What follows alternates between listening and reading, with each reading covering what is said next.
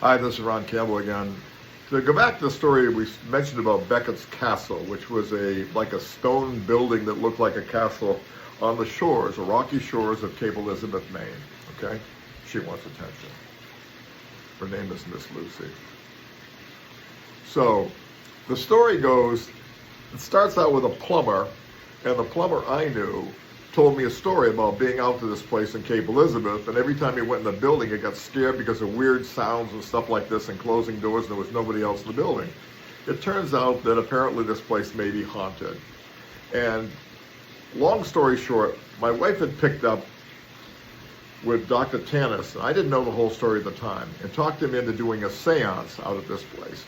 Oh, that got really spooky. I should probably make that a separate story. But ultimately what happened, there were things that were going on in that house, like there would be a picture that would be always turned around backwards and on the floor. The owner would hang it over this kitchen.